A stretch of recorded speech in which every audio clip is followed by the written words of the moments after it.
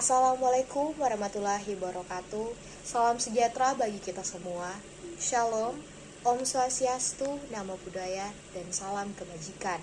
Selamat siang Dewan Juri yang terhormat, penonton-penonton sekalian, juga para pendebat sekalian. Izinkan saya untuk memperkenalkan diri. Nama saya Saran Safira Kaeng dari SMA Negeri 9 Binsus Manado. Berdiri di sini sebagai pembicara pertama dari pihak afirmasi atau pihak pemerintah mengenai mosi bahwa penerimaan mahasiswa baru hanya didasarkan pada tes talenta bawaan dan bukan hasil tes nilai atau tes akademik. Dewan juri yang saya hormati, kita ketahui bahwa masih banyak sekali kasus-kasus di mana mahasiswa yang berkuliah atau yang sementara berkuliah itu mengalami atau berada dalam sebuah tekanan. Tekanan ini disebabkan oleh beberapa faktor. Salah satu contohnya yaitu kesalahan dalam pemilihan jurusan atau prodi. Dan kedua juga bisa berupa dorongan atau paksaan dari orang tua untuk memasuki jurusan atau prodi tertentu, di mana hal ini kan sangat disayangkan. Hal ini menyebabkan para mahasiswa yang berada dalam tekanan itu, atau bisa dibilang mereka lelah secara mental, batin, dan juga fisik, akhirnya mengambil keputusan yang miris untuk drop out atau keluar dari kuliah mereka. Bukankah itu sangat-sangat disayangkan? Oleh karena itu, untuk mencegah bertambah banyaknya kasus seperti tadi, saya mewajibkan atau menyarankan agar penerimaan mahasiswa baru itu didasarkan pada hasil tes potensi atau talenta bawaan dan bukan hasil tes nilai atau akademik.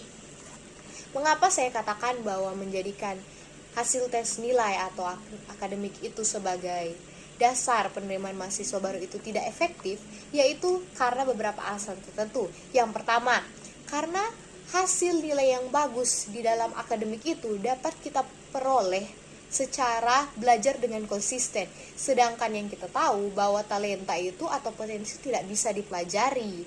Tidak semua orang akan memiliki talenta yang sama. Contohnya, tidak semua orang kan dapat memiliki talenta bernyanyi yang sama. Ya mungkin ada orang yang memiliki suara yang bagus, tapi tidak semua orang kan bisa mencapai contohnya nada-nada yang tinggi, atau bisa dalam hal hip hop bisa berupa rap dan sebagainya. Nah, yang kedua yaitu ada beberapa anak yang hanya jago, pintar, ataupun hanya mau mempelajari beberapa mata pelajaran tertentu. Contohnya ada anak yang tidak menyukai pelajaran IPA dan hanya menyukai pelajaran IPS. Atau mungkin ada anak juga yang hanya menyukai biologi tapi tidak menyukai kimia. Itu kan hal yang sama-sama IPA, tapi anak tersebut tidak menyukai salah satu dari hal itu. Nah, sedangkan yang kita tahu jika tes akademik itu dalamnya berupa berbagai macam mata pelajaran kan. Contoh, yaitu ada matematika, ada bahasa Indonesia, bahasa Inggris, dan IPA yaitu fisika, kimia, dan biologi. Nah, itu hanya berupa contoh ya. Ada anak kan yang seperti saya katakan tadi tidak bisa pintar di setiap hal itu ya. Jadi bukankah menjadikan hasil tes akademik itu sebagai dasar penerimaan mahasiswa baru itu sangat tidak efektif ya, seperti yang saya katakan sebelumnya. Nah, lanjut, mengapakah saya menyarankan bahwa pendasaran dari penerimaan mahasiswa baru itu didasarkan pada hasil tes talenta bawaan, yaitu karena calon mahasiswa nantinya akan menempuh perkuliahan yang enjoy dan senang. Karena apa? Karena yang mereka masuki itu sesuai dengan minat dan bakat mereka, sesuai dengan talenta mereka, di mana mereka akan berusaha secara maksimal dan mereka juga dapat memperoleh hasil yang maksimal kan. Kita tahu bahwa perkuliahan itu merupakan jenjang pendidikan tertinggi yang dimana pembelajarannya juga bisa lebih susah atau bisa terbilang sangat susah ya. Lantas apa yang akan terjadi jika nanti para mahasiswa yang berkuliah masuk hanya karena terpaksa atau salah dalam pemilihan jurusan, yang mengakibatkan mereka harus belajar hal yang tidak mereka minati kan? Sudah susah, bukan yang dinikmati, juga karena terpaksa. Nah, bisa stres lah mereka. Akhirnya ya seperti yang saya katakan sebelumnya, mereka akan memilih untuk drop out saja karena menurut mereka ini hanya melelahkan secara fisik maupun mental. Nah, saya tekankan sekali lagi bahwa tujuan daripada sistem penerimaan mahasiswa baru ini agar para mahasiswa dapat belajar dan menekuni hal yang ia minati dan juga potensinya.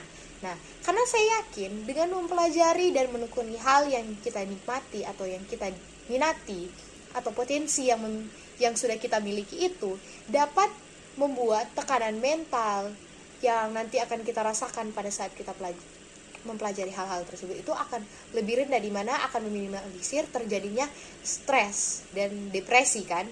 Tidak juga hanya mental tapi juga akan mengurangi yang namanya keadaan kelelahan fisik ya. Nah, dengan mereka menikmati hal yang mereka pelajari dan mengasah apa yang menjadi potensi mereka yang juga bisa dibilang potensi yang tepat, maka hasil yang didapatkan nanti akan sangat maksimal dan anak-anak bangsa Indonesia akan memiliki kesuksesan yang lebih besar nantinya. Bukankah hal tersebut sangat menguntungkan? Tidak hanya menguntungkan untuk mahasiswa itu tersendiri, tapi juga menguntungkan untuk kita semua masyarakat Indonesia dan juga pemerintah, karena negara kita akan menghasilkan produk-produk yang berkualitas, yaitu mahasiswa-mahasiswa anak-anak bangsa yang berkualitas. Jadi, kembali saya katakan lagi bahwa tujuan dari mendasarkan penerimaan mahasiswa baru atau mendasarkan penerimaan mahasiswa baru itu terhadap hasil tes talenta bawaan itu sangat-sangatlah menguntungkan. Jadi saya rasa hal tersebut bisa dibilang valid. Sekian argumen yang saya berikan dari pihak pemerintah. Mohon maaf jika saya ada kesalahan kata. Sekian, terima kasih.